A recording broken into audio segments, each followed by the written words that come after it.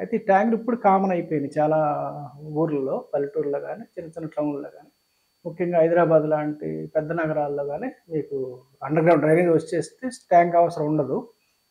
అయితే మరిప్పుడు వాస్తులో దీన్ని ఎక్కడ పెట్టాలి అన్నప్పుడు, అది మనకి పండితులకు పెద్ద సవాలుగా తయారయిందిది.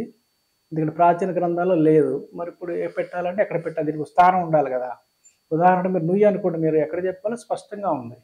బట్ ఈ సెప్టిక్ ట్యాంక్ ఈ గుంతను ఎక్కడ పెట్టాలని మనకి ఫస్ట్‌లో గ్రంథం లేనందువల్ల పండితులు ఏం చేశారంటే, ముందుగా ఈశాన్యం ఎలాగో దైవస్థానం కాబట్టి పెట్టకూడదు కాబట్టి అక్కడ పెట్టలేదు.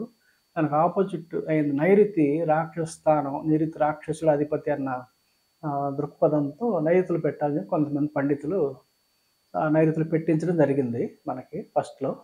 నైరుతి పెట్టడం వల్ల రకరకాల ఇబ్బందులు పడటం, దీర్ఘ రోగాలు ఇలాంటియి వచ్చిన తర్వాత మళ్ళీ మన పండితుల ఆలోచన వచ్చేసి నైరుతి కాదని చెప్పేసి మళ్ళీ విదిశలకే ఎళ్ళాలని చెప్పేసి ఆగ్నేయం వాయువులో పెట్టించారు. రెండో తరం. మొదటి తరం నైరుతిలో పెట్టారు సెప్టిక్ ట్యాంక్‌ని. అయితే తర్వాత తరం అది ఇబ్బందులొస్తాయని చూసిన తర్వాత మళ్ళీ పండితుల్లో చర్చ జరిగి దాన్ని ఆగ్నేయానికి వాయువుకి మార్చారు. అలాగే ఆగ్నేయ వాయువు అంటే మనకి మూలలు కాబట్టి ఈశాన్యం కాదు, నైరుతి కాకుండా ఆ 2 మూలల్లో పెట్టారు. అక్కడ కూడా ఇబ్బందులు గమనించారు తర్వాత కొన్ని సంవత్సరాల తర్వాత.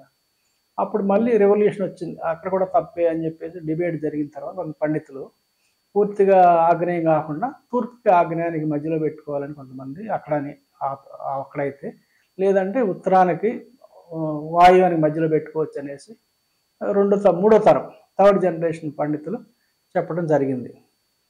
ఇప్పుడు ఆ రకంగా ప్రస్తుతానికి మనం అదే పాటిస్తున్నాం.